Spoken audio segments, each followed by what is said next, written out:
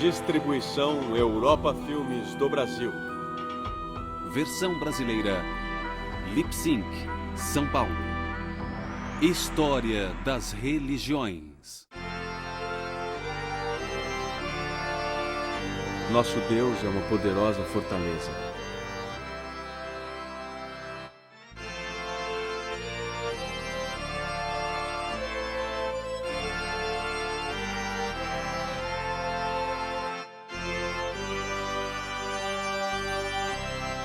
Protestantismo. Eu não me envergonho do Evangelho de Cristo, pois ele é a força de Deus para a salvação de todo aquele que acredita, do judeu, em primeiro lugar, mas também do grego, pois nele está a justiça de Deus revelada pela fé, e na fé, como está escrito, o justo viverá pela fé.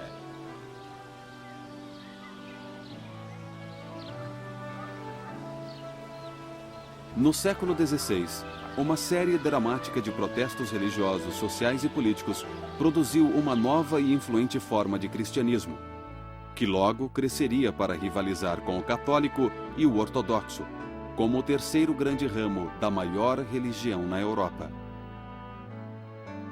Mais tarde, o protestantismo se espalharia mundialmente em um dos maiores movimentos religiosos da história. O protestantismo, ou cristianismo protestante, ganhou seu nome do protesto, que foi o documento de protesto editado em 1529 por 6 príncipes alemães e representantes de 14 cidades ao sul da Alemanha. Esta aliança se rebelava contra as decisões religiosas da Assembleia Imperial de Speyer, que tentava unificar territórios do Sacro Império Romano, que seriam as terras das modernas Suíça, Áustria e Alemanha, impondo uniformidade de culto. O documento declara 2 princípios que estão no âmago da compreensão protestante do cristianismo. O mesmo par de princípios fora declarado pelo padre alemão Martinho Lutero, em seu famoso confronto tanto com a Igreja Católica Romana quanto com o Sacro Império Romano em 1521. O primeiro princípio é o de que a palavra de Deus é uma autoridade maior do que qualquer autoridade humana. O segundo princípio é o de que só a consciência justifica a oposição a certos decretos eclesiásticos. Na cidade de Worms, uma combinação de soberanos territoriais e líderes da igreja se encontraram na chamada Dieta de Worms e convocaram Lutero a se apresentar, exigindo que ele se retratasse de suas doutrinas. O confronto entre Lutero e a Igreja Católica Romana levaria ao protesto 8 anos mais tarde. O protestantismo começou como um movimento modesto para tratar de certos problemas na estrutura existente da Igreja e do Estado. Lutero apelava para a consciência contra a autoridade eclesiástica, mas, por outro lado, alertava seus seguidores mais radicais de que não se podia permitir qualquer visão teológica. Os contestadores em Speyer pediam liberdade de consciência religiosa, mas só para defender sua própria interpretação do cristianismo. 2 coisas ocupam o âmago da tradição protestante. Uma é a confiança na autoridade da Escritura. Este antigo conjunto de escritos esclarece o modo de vermos o mundo. O segundo tema no âmago e cerne do movimento protestante tem sido essa convicção de que nós somos perdoados, embora sejamos imperdoáveis, que não precisamos merecer nossa salvação. Ela nos é dada de graça como um dom. Nós temos a liberdade de ser o que somos. A invenção da imprensa por volta de 1 século antes estava tornando cópias da Bíblia mais amplamente disponíveis. Vários cristãos passaram a decidir por si sós qual o sentido da Escritura. Apesar de não chegarem a um acordo, a primeira geração de protestantes queria que seus seguidores tivessem as mesmas convicções teológicas. Eles se concentravam no que julgavam ser os erros da Igreja. Segundo a Confissão de Genebra, concentrando-se a glória em Deus, os protestantes não sucumbiriam à glorificação de coisas humanas, que se tornara tão saliente na Igreja Católica Romana. A Reforma no Sacro Império Romano logo tinha duas facções. Uma liderada por Lutero ao norte e outra por Ulrich Zwingli ao sul. Essas duas facções protestantes só conseguiam concordar que discordavam. Um outro princípio protestante inicial foi chamado de sacerdócio universal dos fiéis. Esse princípio não significava que não deveria haver pastores, nem significava que a hierarquia social deveria ser abolida. O sacerdócio dos fiéis significava que todas as pessoas possuíam acesso imediato a Deus, que elas não precisavam da mediação de um padre. Lutero defendeu algo parecido ao proclamar que todos os cristãos batizados são sacerdotes.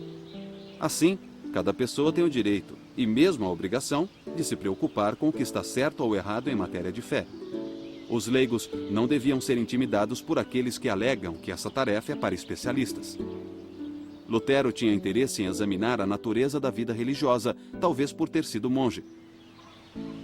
Agora, ele argumentava que qualquer trabalho honesto, feito a serviço de Deus, é considerado como vida religiosa. Ele também defendia que todas as vocações são iguais perante Deus. Mas uma outra implicação surgiu de um novo foco protestante sobre a Bíblia. A Bíblia foi traduzida para as línguas vernáculas e foi impressa e distribuída para leitura e interpretação. Os protestantes chamavam a Bíblia de fonte e autoridade da fé. E eles a viam como um livro para o povo, como o centro da devoção e do culto particular e coletivo. Mas persistia um problema. Já que os protestantes afirmavam que todos na igreja são pastores, por que haveria designações especiais? A maioria dos primeiros reformadores acreditava que se deveria escolher pastores para a realização de certas tarefas. A Bíblia não era para ser compreendida, mas sim dramatizada. Tornou-se mais importante do que nunca que leigos soubessem ler e que fossem educados nas doutrinas básicas da fé. A tarefa do pastor não era tanto a de conduzir um ritual formal, mas sim a de expor a palavra ou anunciar o evangelho. Assim, o sermão tornou-se o evento central do culto religioso. Alguns grupos, como os Quakers em meados do século XVII, eram contra os chamados pastores mercenários, que aceitavam pagamentos pelos seus serviços. Eles se queixavam que isso separava os pastores dos leigos. Após lutas, conflitos e debates nas primeiras décadas da Reforma, surgiram 4 formas distintas de protestantismo. São as expressões luterana, reformada, radical e anglicana do protestantismo. Esses movimentos apareceram primeiro na Europa, depois nos Estados Unidos e em outras partes do mundo. O primeiro dos movimentos protestantes foi o luterano. O movimento luterano começou quando o padre católico Martinho Lutero, em 1517, pregou sua lista de 95 teses na porta de sua igreja em Wittenberg, Alemanha. Lutero baseou-se em sua própria experiência para criar uma nova compreensão da fé.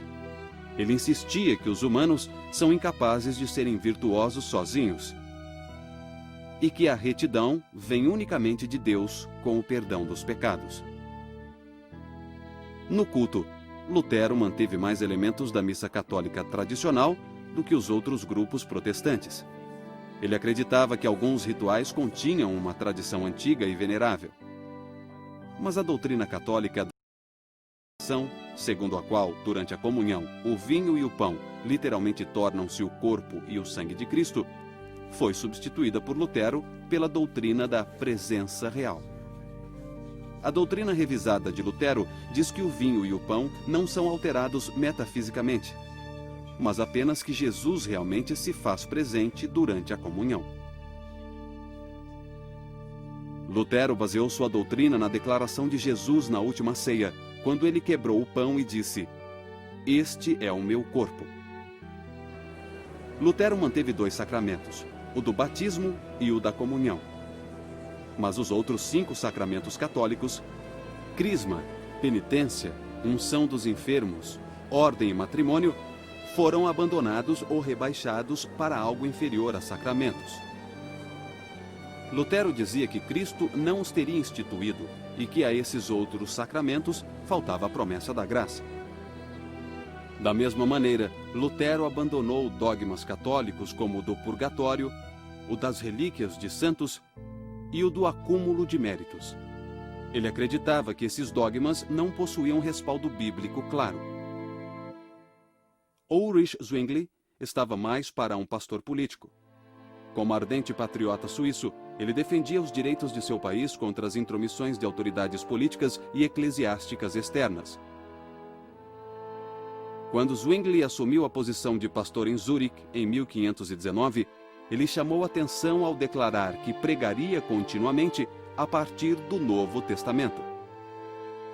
Zwingli disse que basearia toda a devoção religiosa unicamente na autoridade da Escritura. Isso o levou a se opor a várias práticas católicas tradicionais, tais como o jejum, a prece aos santos, a doutrina do purgatório e a obrigação de pagar o dízimo. O Concílio de Zurique exigia um debate público entre Zwingli e os representantes do bispo. Para esta ocasião, Zwingli produziu 67 artigos, vários deles centrados no tema emergente da liberdade com relação às regras e às restrições eclesiásticas. As modificações de Zwingli acabaram por tornar-se um padrão para as igrejas reformadas. Em contraste com a abordagem luterana, Zwingli afirmava que a igreja devia fazer apenas o que consta nas Escrituras. Não pode apenas evitar o que é condenado.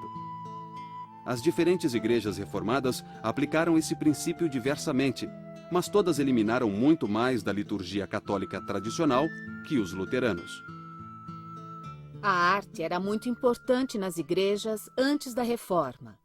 Muitas pessoas não sabiam ler, o latim usado na missa não era compreendido pelas pessoas, então os fiéis se sentavam no santuário. Sem saber exatamente o que ocorria, não participavam ativamente da missa. E a arte que eles podiam observar, lendo as figuras que estavam nos vitrais, nas pinturas e nas estátuas, se tornou muito importante para eles. Mas, infelizmente, para alguns aconteceu de a arte se tornar mais importante do que aquilo que era representado. E isso foi parte da crítica da Reforma. Queriam fugir disso, dos que louvavam mais a obra de arte que o seu tema. Lamentavelmente, foram destruídas muitas peças incríveis na Reforma. Algumas pessoas assumiram a posição de que o único meio de cura estava na destruição de toda a arte, e isso foi muito triste. A tradição reformada também começou a procurar um modelo bíblico apropriado para organizar o governo da Igreja. João Calvino, pastor francês em Genebra, achou seu modelo em uma ordem de ministério de 4 frentes que ele dizia ter sido instituída por Jesus. As 4 ordens eram pastor, doutor, que chamaríamos de professor, ancião e diácono. Muitas diferenças teológicas impediram que os luteranos e a comunidade reformada cooperassem numa frente protestante comum. A questão que causava mais divisão era a comunhão. Zwingli achava que o conceito de Lutero de presença real lembrava demais a transubstanciação católica. Ele argumentava que pão e vinho significam ou representam o corpo e o sangue de Cristo. E a comunhão, por conseguinte, era só um memorial do que Cristo fez. Zwingli acreditava que a comunhão era claramente secundária ao serviço da palavra. Ele sugeria que a ceia fosse celebrada trimestralmente, opondo-se assim ao desejo de Lutero de manter a palavra e o sacramento juntos no culto cotidiano. Os reformados também recebiam os elementos sentados em vez de irem até à mesa. Os radicais religiosos surgiram logo no início da Reforma. Todo esse grupo de radicais representa um terceiro ramo do movimento protestante. Havia 4 tipos distintos de radicais: os teocratas revolucionários, os espiritualistas, os antitrinitários e os anabatistas. Os teocratas e espiritualistas surgiram no início da Reforma alemã. Thomas Müntzer alegava ter recebido uma revelação que supostamente ia além da Escritura, e acreditava que essa revelação seria cumprida na história. Müntzer pregava que os eleitos se separassem dos ímpios e declarava que os príncipes cristãos deviam tomar a espada para estabelecer os preceitos de Deus. Durante mais de um século, Montzer seria um símbolo tanto para protestantes como para católicos romanos. Mas os radicais chegaram a limites perigosos em seus esforços para derrubar a sociedade existente. O terceiro grupo de radicais foram os antitrinitários. O mais famoso deles, no século XVII, foi Miguel Serveto, médico e filósofo espanhol, também conhecido como Michael Servetus. Preso em Genebra em 1553 pelas autoridades civis, Servetus foi julgado por heresia e condenado à morte. Sua execução foi importante para a autocompreensão protestante. Ela gerou um debate sobre a essência da fé protestante. Sua execução também gerou uma defesa da liberdade religiosa que se tornaria crucial para os protestantes que viriam. João Calvino participou na condenação de Servetus a ser queimado na estaca. E para ele, a execução foi um triunfo da verdade sobre a heresia. O termo anabatista ainda é às vezes usado para identificar vários desses grupos radicais. Mas o termo se aplica de modo mais apropriado a um grupo menor, cujos membros buscavam restaurar o estilo de vida apostólico que existia entre as primeiras comunidades cristãs. A alcunha anabatista, na verdade, foi um termo inventado pelos oponentes desses grupos. Anabatista quer dizer rebatizador e é usado para grupos que creem que o batismo não é para crianças. Os anabatistas creem que o batismo é só para os que podem confessar sua fé. Os grupos anabatistas mais significativos foram os irmãos suíços, os menonitas e os uteritas. Os menonitas levam o nome de seu teólogo líder e antigo padre, Menno Simon, e ficavam na Holanda e no norte da Alemanha após 1540. Na América do Norte, descendentes da tradição menonita incluem várias comunidades Amish em áreas rurais de vários estados e no oeste do Canadá. Os anabatistas foram presos, banidos ou executados em graus variados ao longo dos séculos XVI e XVII. As razões legais para essa perseguição eram violação da lei civil, rebelião e heresia. A perseguição foi ampla o bastante para criar entre os anabatistas um sentimento de igreja de mártires. É impossível para os batistas documentarem sua história do modo como outros o fizeram. A documentação é difícil para um grupo perseguido. Por não tolerarmos manipulação em questões religiosas, fomos severamente perseguidos até o ponto de sermos mortos em nossos primórdios. Em especial, onde soberanos resolviam decretar que todos naquele país deviam aderir à mesma igreja. Sentíamos que ser de uma igreja deveria ser uma conclusão da experiência religiosa. Cada um precisa ter uma experiência pessoal com o Senhor. Alguns creem que você precisa ser batizado para ser salvo. Os batistas nunca defenderam isso. Eles acreditam que você é salvo pela graça através da fé. Se batizamos por imersão, é porque isso é uma representação do que aconteceu com Cristo. Ele foi morto, foi enterrado e ressuscitou. O batismo vem depois da conversão e não como parte dela. Assim é retratado o que acontece ao indivíduo em sua confiança em Cristo. Ele é enterrado para sua antiga vida de pecados e ressuscita uma nova vida em Cristo Jesus. Por mais de 1000 anos, a Inglaterra foi católica. No ano de 1509, Henrique VIII subiu ao trono. Ele desposou Catarina de Aragão, mas ela e Henrique não conseguiram gerar um herdeiro homem.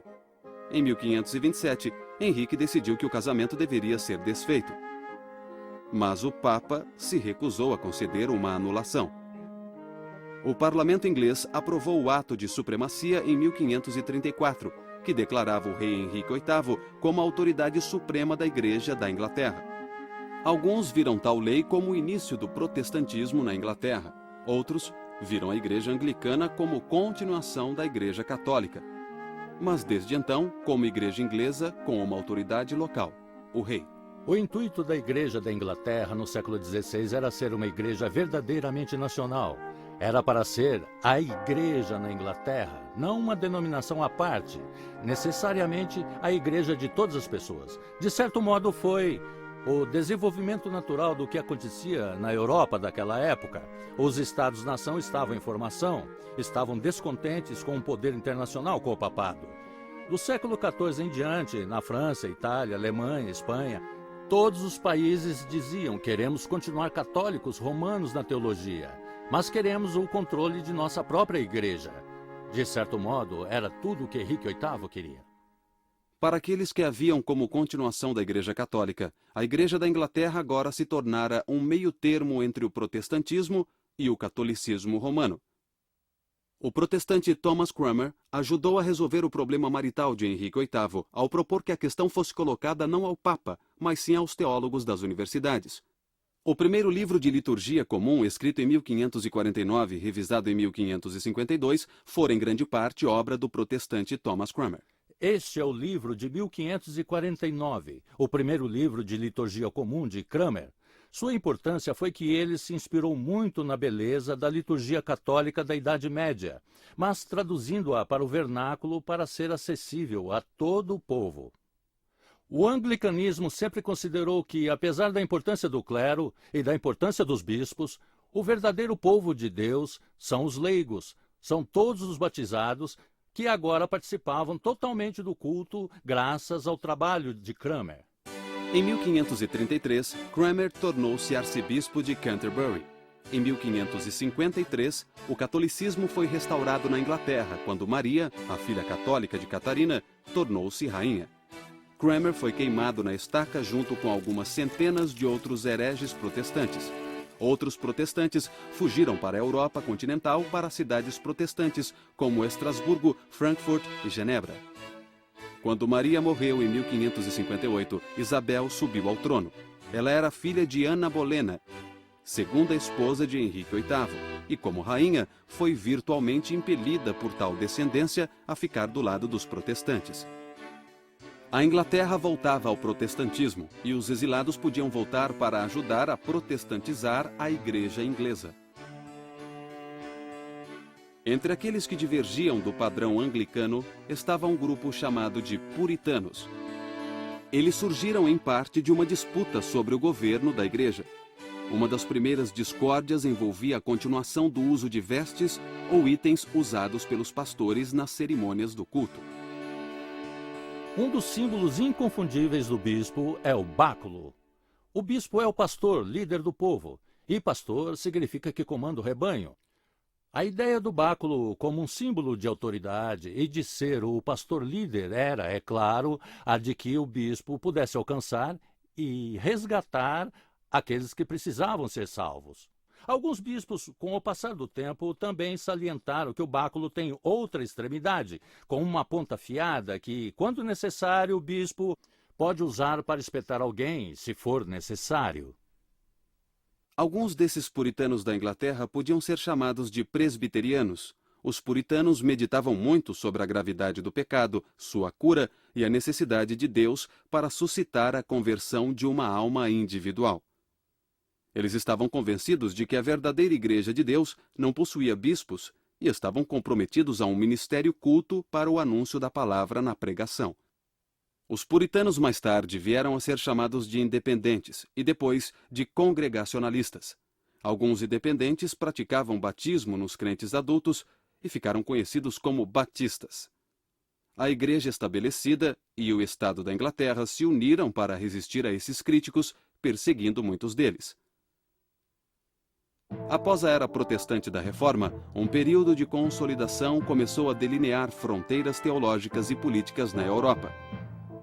Em 1555, a Paz de Augsburgo acabou com as guerras entre os luteranos e os exércitos católicos do imperador do Sacro Império Romano, Carlos V. Esse acordo permitiu que cada soberano territorial do império determinasse se sua terra seria luterana ou católica. Nenhuma outra fé era permitida. Na França, guerras religiosas intermitentes chegaram ao fim com o Edito de Nantes, em 1598. O edito concedia certa liberdade religiosa aos protestantes franceses chamados huguenotes, mas foi rescindido quase um século depois. Os huguenotes foram forçados a fugir para as montanhas francesas ou emigrar. No início do século XVII, Jaime VI da Escócia tornou-se o rei Jaime I da Inglaterra e fez uma reunião para resolver disputas entre bispos anglicanos e os reformadores. Embora sem conseguir resolver questões envolvendo o governo da igreja e o culto, chegou-se a uma tradução oficial em inglês da Bíblia para ser usada em todas as igrejas britânicas. A chamada versão autorizada da Bíblia, mais conhecida como Versão do Rei Jaime, surgiu em 1611. No século XVII, a Guerra dos 30 Anos invadiu terras do Sacro Império Romano e acabou com a Paz de Westfália, em 1648. O Império agora reconhecia as igrejas reformadas, além de católicos e luteranos. As guerras civis inglesas na década de 1640 deram liberdade por alguns anos para os presbiterianos, dissidentes independentes e quakers, fundados por George Fox na década de 1640 e conhecidos como membros da Sociedade de Amigos. Eles mantinham várias convicções consideradas extremamente radicais pelo resto da sociedade. Os quakers afirmavam que práticas protestantes tradicionais, tais como o culto, o batismo e a comunhão, eram exteriores e deviam ser rejeitadas. Não permitiam nenhuma ordem especial de pastores. Assim, as mulheres vieram a exercer maior liderança entre os quakers do que em outras expressões protestantes. Eles acreditavam em revelação imediata, por obra do Espírito na vida dos crentes, e consideravam a revelação bíblica uma fonte claramente secundária. Essa revelação podia ser discernida pela luz interior que Deus teria concedido a todas as pessoas. As pessoas entram e ficam em silêncio, entram apenas uma de cada vez ou com a família, e o silêncio continua por cerca de 1 hora, dependendo do que acontece e de como as pessoas se sentem. Isso vem dos quakers pioneiros, ou seja, o conceito de que Deus está dentro de todos.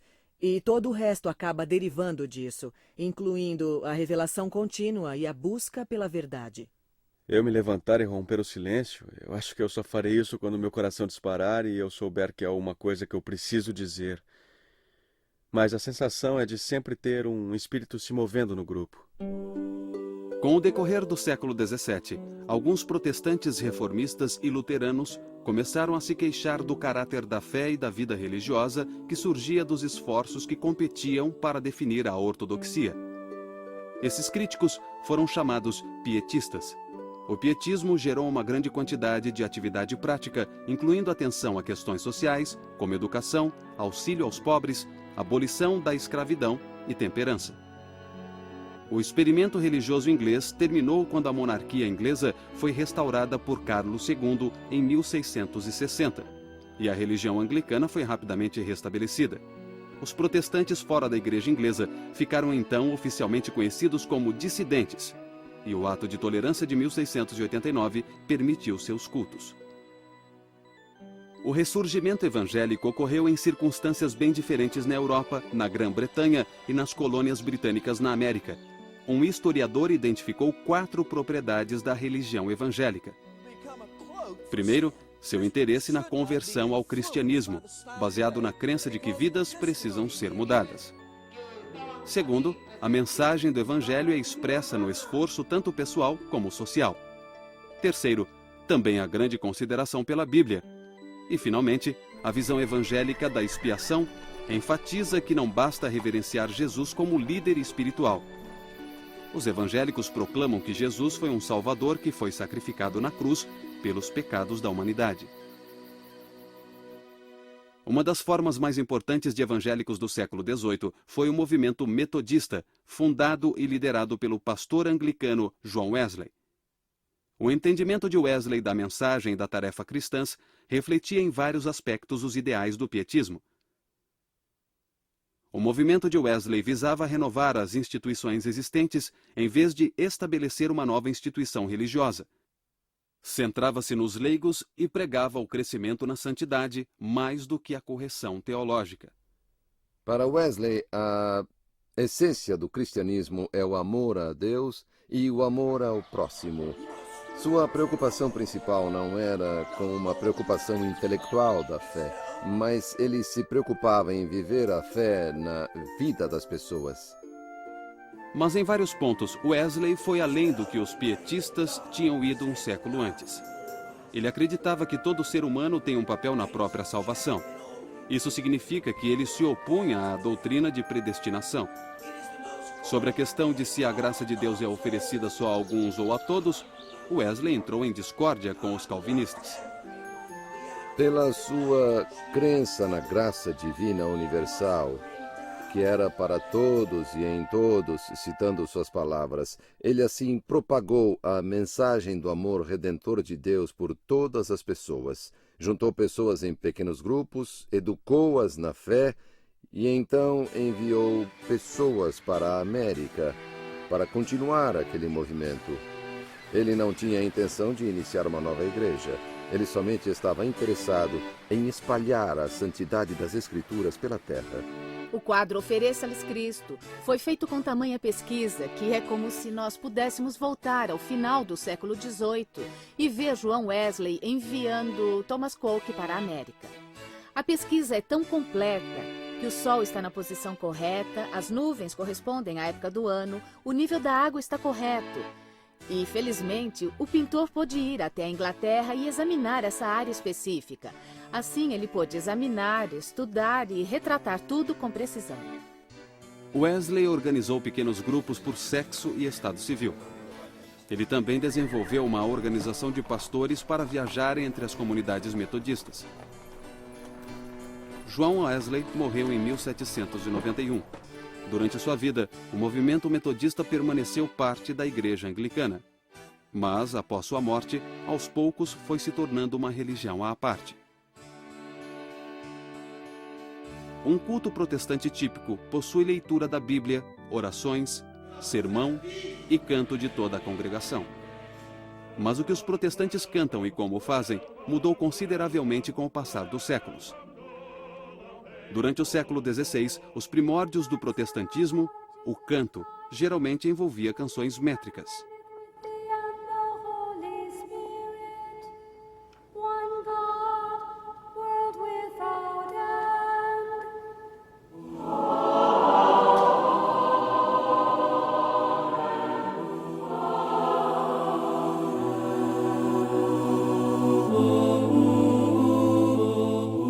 Os primeiros protestantes só aceitavam orações contendo as próprias palavras de Deus. Assim, diziam que o saltério era o inário cristão por excelência. Mas embora a salmódia fornecesse hinos clássicos, como o Salmo 100, apenas algumas variações dos textos antigos podiam ser usadas. Wesley se impressionou com o poder da música de mover os ouvintes e de despertar suas emoções, e o movimento metodista aproveitou-se ao máximo dessa oportunidade. Wesley recomendava a construção de capelas octogonais, pois a acústica delas era boa para pregar e cantar. João Wesley estava plenamente ciente de que a música exagerada ou inapropriada poderia afastar as pessoas da intenção espiritual adequada. Assim, ele propôs que só canções e hinários autorizados deveriam ser utilizados em encontros metodistas. O irmão dele, Carlos, escreveu milhares de versos metodistas sobre uma ampla gama de assuntos. Se você quiser saber de fato no que os metodistas creem, descobrirá melhor lendo e ouvindo os hinos de Carlos Wesley do que de qualquer outro jeito. E a teologia que será cantada é uma teologia que terá impacto sobre a sociedade e as pessoas. Os hinos mais conhecidos talvez sejam familiares a todos os cristãos.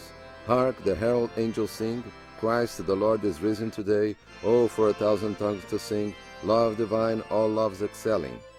São do tipo de palavras, hinos e canções que penetram fundo na alma e essência das pessoas e da sociedade inteira. Os hinos protestantes floresceram no século XIX. Os hinos e canções apoiavam causas de organizações voluntárias, tais como sociedades missionárias e grupos de temperança. Hinos seriam adaptados a eventos como cultos de revival. As convicções básicas de uma comunidade religiosa também podiam ser reforçadas e lembradas pela música, que, por sua vez, podia ser adaptada para diferentes ambientes. A Igreja Anglicana dominava as primeiras colônias americanas no século XVII, na Virgínia. Como veremos mais tarde, o anglicanismo também viria a dominar as futuras colônias sulistas. Nas colônias centrais, os povoados em Nova York e Nova Jersey eram reformistas holandeses ou presbiterianos escoceses irlandeses. Os Quakers se estabeleceram na Pensilvânia. Tal mistura gerou mais diversidade religiosa nas colônias centrais do que nas outras colônias. As colônias puritanas no norte privilegiavam um meio termo. Elas não eram nem sectárias, nem episcopais, mas um agregado de congregações individuais cujos membros comandavam a comunidade. Elas se estabeleceram na Nova Inglaterra, visando a estabelecer um experimento sagrado que se tornaria uma luz para as nações. A conversão ao puritanismo incluía uma série de estágios pelos quais as pessoas deveriam passar. Mas mal haviam começado e já surgiram desafios e dissidência. Roger Williams, um pastor puritano, se opôs à mistura de autoridade civil e religiosa em sua colônia de Massachusetts. Williams foi banido e iniciou a colônia de Rhode Island com uma base religiosa bastante diferente. Anne Hutchinson acusou pastores de tornarem as obras humanas parte do processo de conversão. Sua acusação penetrou fundo no coração da teologia puritana. Hutchinson foi julgada diante dos pastores e também foi banida. Mais tarde, os Quakers chegaram à colônia de Massachusetts para pregar sobre a obra do Espírito Santo e para defender a tolerância de crenças dissidentes. Eles também foram banidos. Alguns dos Quakers banidos voltaram a Massachusetts e, na segunda prisão, foram encarcerados ou enforcados. Em 1742, o pastor congregacional da igreja de Northampton, Jonathan Edwards, escreveu sobre o que as pessoas chamavam de um grande e geral despertar nas colônias. O despertar na América foi parecido com o europeu, mas foi tão trágico que Edwards começou a achar que Deus fazia algo especial na América.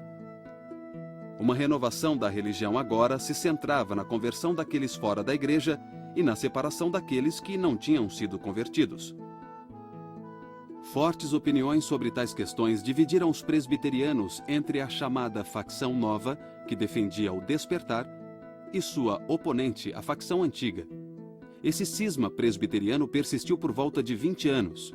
No final, o Grande Despertar provou ser um dos movimentos religiosos mais influentes da história americana. No século XVIII, o sul dos Estados Unidos continha apenas as 4 colônias de Virgínia, Carolina do Norte, Carolina do Sul e Geórgia, todas menos a Virgínia, recentemente assentadas. Mas as tradições que se iniciaram no sul acabaram por causar grande impacto sobre o protestantismo dos Estados Unidos. Batistas e metodistas no sul chamavam-se de irmão e irmã e incluíam escravos em suas famílias religiosas. Os sulistas se concentravam mais em questões de santidade pessoal, frequentemente condenando danças e bebida. Os sulistas tentavam reproduzir a instituição religiosa anglicana, na que se tornaria conhecida como Igreja Episcopal nos Estados Unidos.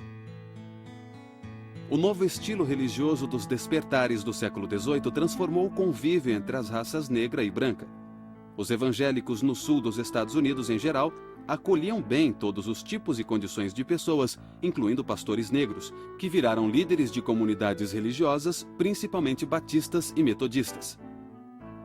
Muitos evangélicos eram contra a escravidão. Mas no início do século XIX, o evangelismo branco recuou em suas posições anti-escravagistas e o evangelismo negro seguiu por uma trilha distinta. Em novembro de 1786, a ruptura mais drástica com a Igreja Mãe, a Igreja Metodista de São Jorge, na Filadélfia, ocorreu quando Absalom Jones, William White e Richard Allen tentaram ajoelhar e orar no altar. Os diáconos da igreja, que era predominantemente branca, os retiraram fisicamente e a congregação, o segmento negro da congregação, sentiu-se ultrajada e eles, de um modo bem dramático, se retiraram. Em decorrência disso, entre 1787 e 1791, nascia uma igreja sob o nome de The First Church Mother Bethel, na Filadélfia.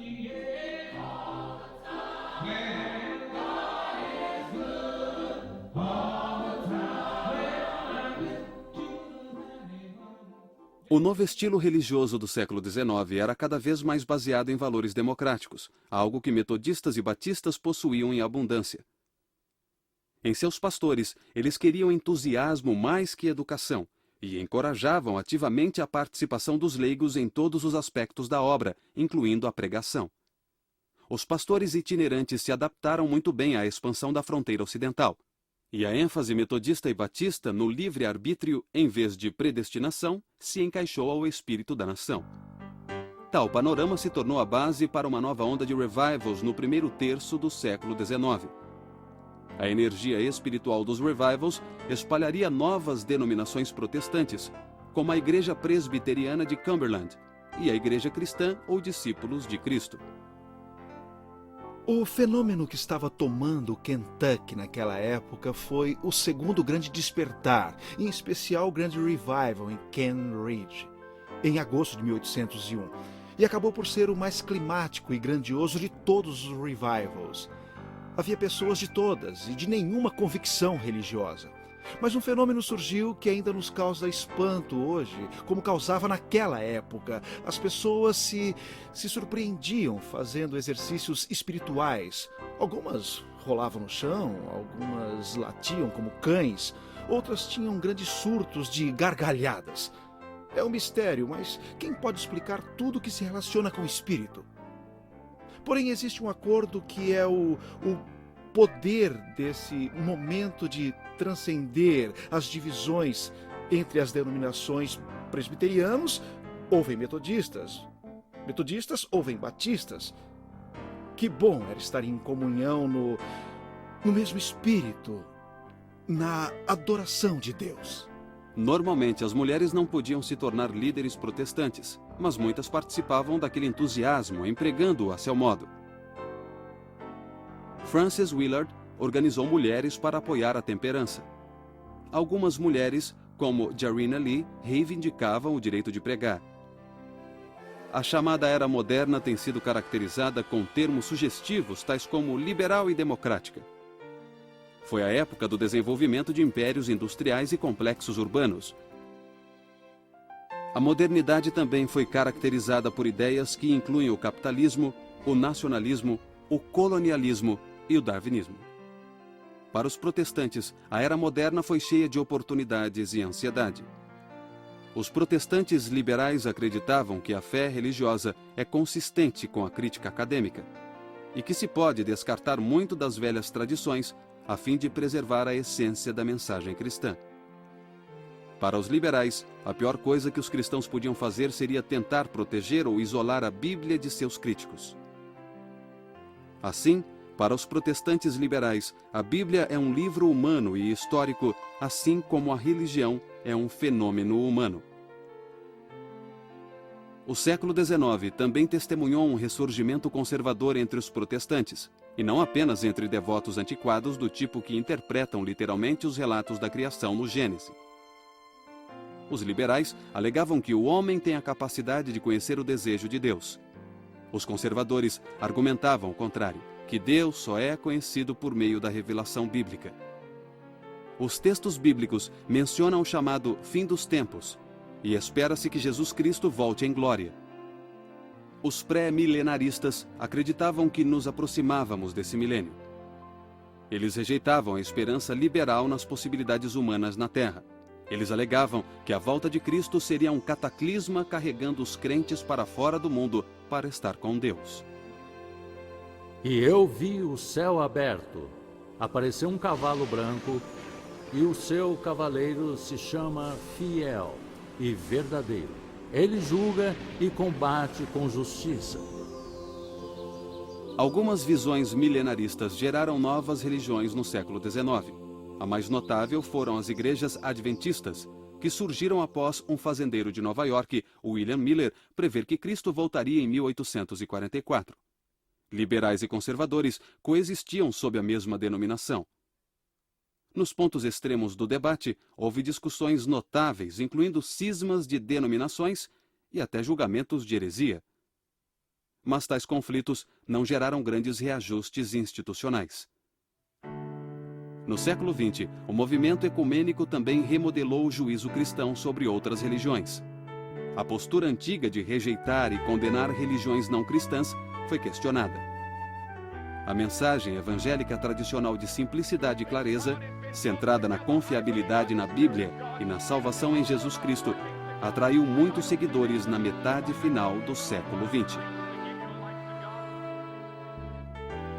Da mesma forma que os protestantes conservadores apoiaram causas politicamente conservadoras, os protestantes liberais também atuaram ativamente a favor de causas politicamente liberais. Questões como homossexualismo, aborto, política externa e ambientalismo tornaram-se polêmicas religiosas. Elas invocam poderosos ideais e compromissos religiosos quando cristãos se deparam com questões que inflamam a vida política moderna. Protestante é um termo amplo e flexível. Se indagados, poucos membros de igrejas protestantes se identificariam primeiro como protestantes.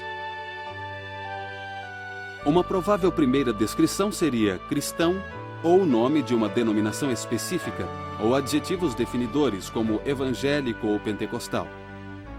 Vários protestantes têm diferentes visões da natureza da igreja, do ministério, do culto e da autoridade religiosa. Eles celebram o batismo e a comunhão de modos diferentes e associam diferentes significados a esses dois sacramentos. E apesar da diversidade das ideias protestantes ou da volatilidade que isso traz, os compromissos fundamentais do protestantismo continuam a dar significado e vitalidade a essa expressão ampla e mundial da religião cristã.